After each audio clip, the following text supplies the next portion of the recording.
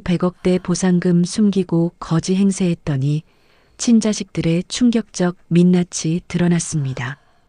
구독과 좋아요, 알림 설정은 저희에게 큰 힘이 됩니다. 그럼 오늘의 이야기를 시작하겠습니다. 일부 운명의 편지. 가을비가 내리던 어느 날 오후 75살 최영자 할머니는 떨리는 손으로 등기우편을 뜯었습니다. 부산 해운대구 재건축 사업단에서 온 공문이었죠. 토지 보상금 78억 원, 건물 보상금 22억 원, 총액 100억 원. 영자는 그 자리에 주저앉았습니다. 45년 전 남편과 함께 900만 원 주고 산 그 낡은 땅이 이제 100억의 가치가 된 것입니다. 해운대 바다가 보이는 그 작은 부지가 초고층 아파트 단지 개발의 핵심 구역에 포함되면서 벌어진 일이었습니다. 하지만 기쁨도 잠시, 영자는 가방 속 또 다른 서류를 꺼냈습니다. 부산대학교병원 진단서, 췌장암 사기, 전이 진행 중, 예상 생존기간 6개월, 지난주 받은 사형 선고나 다름없는 진단이었습니다. 만성 소화불량인 줄만 알았는데 알고 보니 암이 온몸에 퍼져 있었습니다. 영자는 두 장의 종이를 번갈아 바라보며 결심했습니다. 죽기 전에 마지막으로 확인해야 할 것이 있었습니다. 과연 내 자식들은 어머니를 사랑하는가, 아니면 어머니의 돈을 사랑하는가. 2부 첫 번째 시험. 큰아들. 사흘 후 영자는 일부러 가장 낡은 옷을 골라 입었습니다. 10년 전 시장에서 5,000원 주고 산 회색 점퍼에 낡은 운동화. 거울 속 자신은 완벽한 빈곤 노인의 모습이었습니다. 큰아들 민수는 46으로 해운대 신시가지에 40평 아파트를 소유한 회계사였습니다. 자산만 20억이 넘는 부자였죠. 아파트 로비에서 경비원이 영자를 의심스럽게 쳐다봤습니다. 이런 고급 주거지에 어울리지 않는 행색이었으니까요. 초인종을 누르자 며느리 혜진이 문을 열었습니다. 어머님, 갑자기 웬일이세요? 혜진의 눈빛이 영자의 초라한 차림새를 훑쳤습니다. 반갑기보다는 당혹스러워하는 게 역력했죠. 민수 좀 보러 왔다. 거실은 호화로웠습니다. 수천만 원짜리 가구들, 최신형 가전제품들이 즐비했습니다. 영자는 조심스럽게 소파에 앉으며 말을 꺼냈습니다. 사실 병원에 갔더니 큰 병이라고 하더구나. 췌장이 안 좋아서 수술을 빨리 해야 한대. 혜진의 표정이 미묘하게 굳었습니다. 수술비가 얼마나 드는데요? 1,500만 원 정도 든다는데 내가 그런 돈이 어디 있겠니? 그 순간 혜진의 얼굴에서 온기가 사라졌습니다. 어머님, 저희도 요즘 정말 힘들어요. 애들 학원비만 한 달에 300만 원이고 아파트 대출 이자가 250만 원이에요. 영자는 거실 한편에 놓인 1,000만 원짜리 안마의자와 혜진의 손목에 반짝이는 명품 시계를 보았습니다. 바로 그때 민수가 퇴근했습니다. 어머니의 초라한 모습을 보고 당황하는 게 역력했습니다. 엄마, 갑자기 무슨 일이세요? 영자는 같은 이야기를 반복했습니다. 췌장암, 1,500만 원의 수술비. 민수는 아내와 눈빛을 주고받더니 난처한 표정을 지었습니다. 엄마, 그게 저희도 사정이 좀. 그는 책임을 다른 곳으로 돌렸습니다. 둘째 진수한테는 가보셨어요? 진수가 IT 회사 다니면서 수입이 괜찮을 텐데. 그리고 엄마 해운대 가게 전세금이라도 먼저 빼시는 게 어떨까요? 영자는 그 말을 듣는 순간 온몸이 얼어붙었습니다. 1,500만 원도 아까워하는 아들. 자신의 고급 아파트에서 편안히 살면서 어머니의 생명보다 돈을 아끼는 아들. 영자는 조용히 일어났습니다. 그래, 알았다. 내가 알아서 할게. 엄마, 죄송해요. 나중에 여유 생기면. 나중에라는 말. 영원히 오지 않을 그 나중이라는 말. 엘리베이터를 기다리는데 뒤에서 발소리가 들렸습니다. 민수였습니다. 순간 영자의 가슴이 뛰었습니다. 혹시 마음을 바꾼 걸까? 민수는 지갑에서 10만 원을 꺼냈습니다. 엄마, 이거라도요. 택시 타고 가세요. 영자는 그 돈을 바라보았습니다. 1,500만 원은 안 되지만 택시비 10만 원은 준다는 아들. 잠깐의 기대가 산산조각 나는 소리가 들렸습니다. 3부 두 번째 배신, 둘째 아들. 이틀 후 영자는 부산 서면의 둘째 아들 진수를 찾아갔습니다. 44신 진수는 IT 기업 부장으로 연봉이 1억을 넘었습니다. 30평 아파트에서 안정적으로 살고 있었죠. 진수는 형보다는 부드러웠습니다. 엄마, 큰일이네요. 췌장암이라니. 그런데 형은 뭐라고 하셨어요? 어렵다고 하더구나. 진수의 얼굴이 찌푸려졌습니다. 하지만 곧 아내 수진이 끼어들었습니다. 어머님, 저희도 상황이 정말 안 좋아요. 남편 회사에 구조조정 바람 불고 제 사업도 적자고 거실을 둘러보니 최신형 TV, 명품 가구들이 즐비했습니다. 수진의 손에는 100만 원짜리 명품 가방이 놓여 있었고요. 진수는 고민하는 척했지만 결국 같은 결론을 내렸습니다. 엄마, 일주일만 시간 주세요. 제가 여기저기 알아보고 연락드릴게요. 그리고 막내 미숙이한테도 가보세요. 미숙이가 식당하니까 현금 여유가 있을 수도. 또다시 책임 떠넘기기. 또다시 나중에라는 말. 영자는 더 이상 듣고 싶지 않았습니다. 두 아들 모두 본질은 같았습니다. 형태만 다를 뿐 결국 어머니보다 자신들의 안락함을 선택했죠. 영자는 버스 정류장에 앉아 가방 속 100억 원 보상금 통지서를 만졌습니다. 만약 정말로 돈이 하나도 없었다면? 진짜 1,500만 원이 없어서 죽어가고 있었다면? 자식들은 나를 그냥 죽게 내버려뒀을 것입니다. 사부 진짜 딸의 등장. 막내딸 미숙은 38. 김해에서 작은 칼국수집을 운영하며 가난하게 살았습니다. 남편 태수는 공장 노동자였고 초등학생 딸 하나를 키우고 있었죠. 영자가 비좁은 연립주택 2층에 도착했을 때 미숙은 앞치마를 두른 채 나왔습니다. 엄마, 어떻게 오셨어요? 그리고 왜 이렇게... 미숙은 어머니의 초라한 모습에 당황했지만 두 오빠와는 달리 즉시 집 안으로 모셨습니다. 들어오세요. 따뜻한 차 드릴게요. 15평 남짓한 집은 좁았지만 깨끗했고 가족 사진들이 벽에 붙어 있어 따뜻했습니다. 영자는 같은 이야기를 했습니다. 췌장암, 1,500만 원의 수술비. 미숙의 얼굴이 하얗게 변했습니다. 엄마, 그게 정말이에요? 언제부터 아프셨어요? 왜 진작 말씀 안 하셨어요? 진심으로 충격받고 걱정하는 모습. 두 오빠와는 완전히 달랐습니다.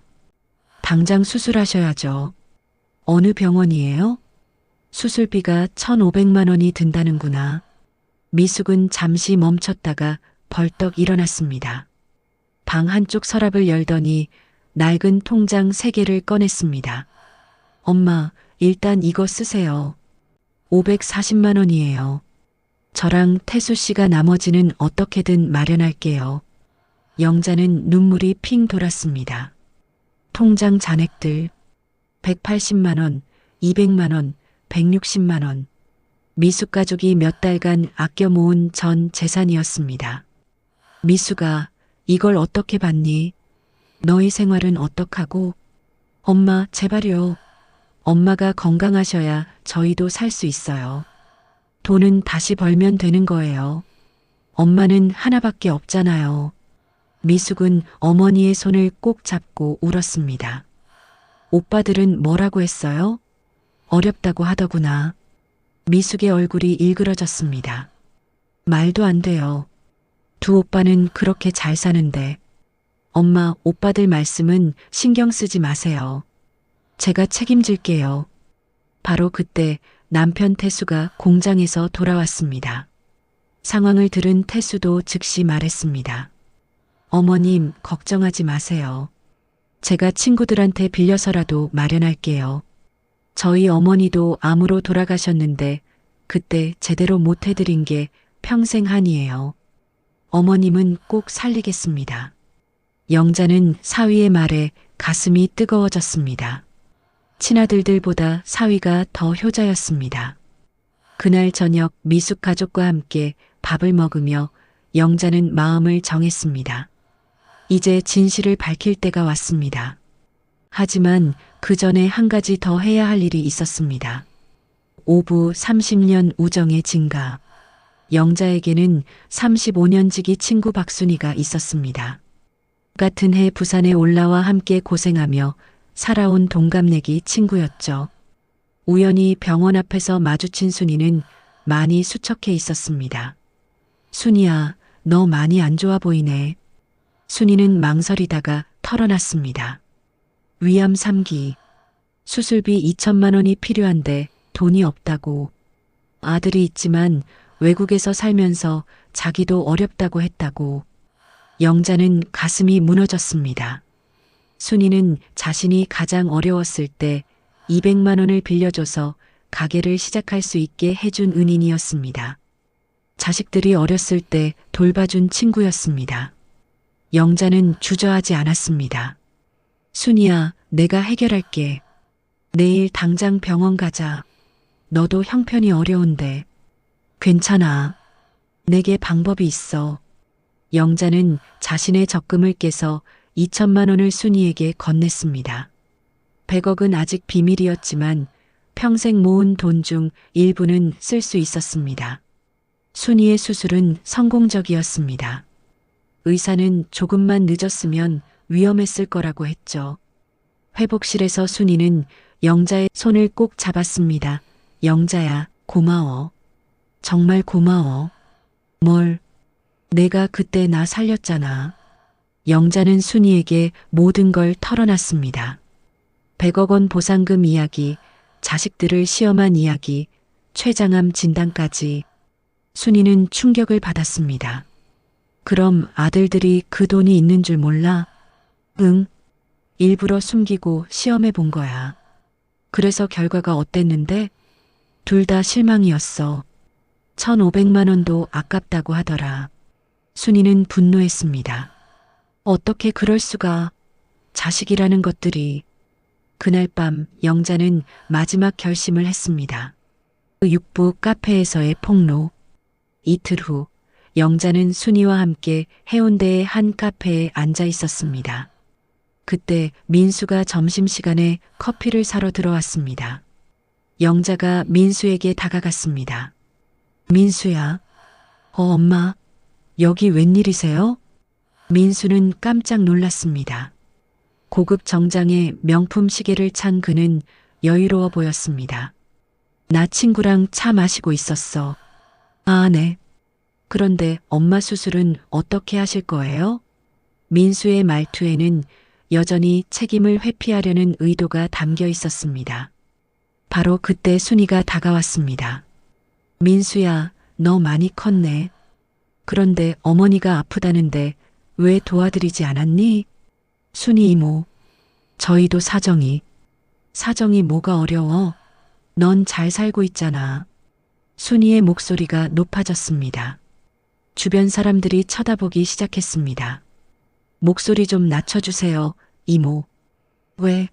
잘못한 게 없으면 당당하지. 어머니한테 1,500만 원도 아깝다고 한 게 자랑스러워. 순이는 계속했습니다. 너 어렸을 때 어머니가 얼마나 고생하셨는지 아니? 새벽부터 밤까지 일하시면서 너희 키우셨어. 이모, 그건 다 옛날 일이고. 옛날 일? 그럼 어머니가 너한테 준 사랑도 옛날 일이야? 순이의 목소리가 카페 전체를 울렸습니다. 그리고 말이야, 내 어머니가 얼마나 큰 돈을 가지고 계신지 알기나 해? 민수의 얼굴이 굳었습니다. 해운대 재건축 보상금으로 100억 원을 받으셨어. 뭐라고요? 100억 원이야. 내 어머니가 100억 원 부자시라고. 순이의 폭로에 민수는 그 자리에서 휘청거렸습니다. 주변 사람들도 웅성거리기 시작했습니다. 그런데 정작 죽어가시는 어머니 수술비는 안 주려고 했어. 내가 그런 자식이야. 민수는 말을 잃었습니다. 칠부 형제들의 몰락. 민수는 즉시 동생 진수에게 전화를 걸었습니다. 두 형제는 급히 만났고 머리를 맞댔습니다. 형, 우리 큰일 났어요. 100억을 날릴 수도 있어요. 엄마 상태가 위중하시니까 판단력이 흐려지신 거야. 우리가 법정 후견인 신청을 해야 해. 법정 후견인? 그래. 엄마를 위해서라도 재산을 제대로 관리해야 하잖아. 하지만 속내는 달랐습니다. 100억을 놓칠 수 없다는 절망적인 욕심이었죠. 며칠 후 두 형제는 영자가 입원한 병원을 찾았습니다. 그런데 복도에서 들리는 대화에 두 사람은 얼어붙었습니다. 형, 정말 이래도 돼요? 법정 후견인이라니. 우리가 안 하면 누가 해? 100억을 막내한테만 맡길 순 없잖아. 병실 문이 열렸습니다. 영자가 휠체어를 타고 나왔습니다. 미숙이 뒤에서 밀어주고 있었습니다. 무슨 소리가 그렇게 크니? 두 아들은 얼굴이 새하얗게 변했습니다. 엄마, 법정 후견인? 내가 판단력이 떨어졌다고? 영자의 목소리는 얼음장처럼 차가웠습니다. 엄마, 그게 아니라 엄마 아플 때는 돈 아깝다고 하더니 이제 와서 재산 관리는 하고 싶은 거야? 복도의 다른 환자 가족들이 모두 쳐다봤습니다. 엄마, 사람들이 보고 있어요. 사람들이 뭘 봐? 사실을 보는 거지. 영자는 목소리를 낮추지 않았습니다. 너희 여동생은 540만 원밖에 없으면서도 다 내놓겠다고 했어. 그런데 내 아들들은 수십억씩 가지고 있으면서 1,500만 원이 아까웠어. 주변 사람들이 고개를 끄덕였습니다. 이제 그만 꺼져. 다시는 내 앞에 나타나지 마. 병실 문이 닫혔습니다. 복도에 남은 두 형제는 절망에 빠졌습니다. 그 후 두 아들의 삶은 급격히 무너졌습니다. 민수는 어머니 명의를 도용해 사기 투자를 했다가 50억을 날렸습니다. 아파트는 압류되고 아내는 이혼을 요구했으며 직장에서도 쫓겨났습니다. 진수는 코인 투자로 30억을 날렸고 모든 것을 잃었습니다. 아파트도 아내도 직장도. 두 아들은 결국 고시원과 원룸에서 하루하루를 근근히 살아가게 되었습니다. 8부 유언장과 마지막 선택. 병원에서 영자는 변호사를 불렀습니다. 유언장을 작성하겠어요. 변호사가 영자의 정신 상태를 확인한 후 유언장 작성을 시작했습니다. 전 재산 100억 원을 막내딸 한미숙에게 상속합니다. 뭐라고요? 복도에서 엿듣던 민수와 진수가 뛰어들어왔습니다. 엄마, 그게 무슨 소리예요? 영자는 차갑게 대답했습니다. 내 재산을 내가 원하는 사람에게 주는 거야. 추가 조항도 있었습니다. 첫째, 친구 박순희에게 10억 원을 상속한다. 둘째, 50억 원은 반드시 암환자 지원재단에 기부할 것. 셋째, 나머지 40억 원으로 미숙이 가족이 행복하게 살 것. 넷째, 두 오빠들에게 절대 금전적 도움을 주지 않을 것. 민수가 절규했습니다. 엄마, 그렇게까지 하시면 왜 안 돼? 너희가 먼저 법정 후견인으로 나를 무력화시키려 했잖아. 그리고 마지막 조건. 만약 미숙이가 이 유언을 어기고 오빠들을 도우면 모든 상속을 취소하고 전액 기부한다. 유언장이 완성되었습니다. 두 아들은 절망했습니다. 구부 고향에서의 마지막 시간. 영자의 병세가 악화되었습니다. 미숙은 어머니를 김해 근처 바닷가 전원주택으로 모셨습니다. 생의 마지막을 자연 속에서 보내게 하기 위해서였죠. 바다가 보이는 언덕의 집. 마당에는 감나무와 대추나무가 있었고 평상에 앉으면 바다가 한눈에 보였습니다. 좋구나. 정말 좋아. 영자의 얼굴에 평화로운 미소가 번졌습니다. 순이도 함께 왔습니다. 영자가 물려준 10억 원으로 근처에 작은 집을 샀습니다. 영자야, 우리 여기서 같이 늙어가자. 순이야, 나는 늙어갈 시간이 없어. 그런 소리 하지 마. 영자는 미숙, 태수, 손녀와 함께 평화로운 시간을 보냈습니다. 아침에 일어나면 마당에 나가 꽃을 바라보고 손녀가 학교에서 돌아오면 함께 숙제를 했습니다. 미숙은 약속대로 50억을 사회에 기부했습니다. 최영자 의료재단이 만들어졌고 수백 명의 암 환자들을 도울 수 있게 되었습니다. 민수와 진수는 몇 번이나 찾아왔지만 영자는 끝까지 만나주지 않았습니다. 12월 어느 추운 밤 영자는 미숙의 손을 꼭 잡았습니다. 미숙아, 엄마가 너를 낳아서 정말 다행이야. 엄마, 그런 말씀하지 마세요. 영자는 마지막 말을 남겼습니다. 미숙아, 엄마는 오빠들을 끝까지 용서 못했지만 너는 다르게 해도 괜찮아. 몇 년 지나서 진심으로 반성하면 그때는 내가 판단해서 도와줘도 돼. 엄마, 약속할게요. 그날 밤 11시 40분 영자는 조용히 눈을 감았습니다. 10부 그 후 이야기. 장례식은 조용히 치러졌습니다. 민수와 진수는 밖에서만 서성였습니다. 들어갈 용기가 나지 않았죠. 하지만 미숙이 그들을 불렀습니다. 오빠들, 들어오세요. 엄마 마지막 가시는 길인데 인사는 하셔야죠. 오빠들은 끝내 고개를 들지 못했습니다. 관 앞에서 무릎을 꿇은 채 뒤늦은 눈물만 바닥에 떨어졌습니다. 미숙은 말없이 향 하나를 건넸습니다. 그것이 어머니가 남긴 마지막 배려라는 듯이. 장례가 끝난 뒤 영자의 이름으로 남은 것은 돈이 아니라 선택이었습니다. 사람을 시험한 것이 아니라 사람의 진짜 모습을 드러낸 선택. 그리고 그 선택은 가난한 딸에게는 인생을, 병든 이들에게는 희망을, 욕심뿐이던 아들들에게는 평생 지워지지 않을 교훈을 남겼습니다. 어머니는 떠났지만 그녀의 마지막 가르침은 아직도 살아 있었습니다. 사랑은 말이 아니라 결국 행동이라는 것을.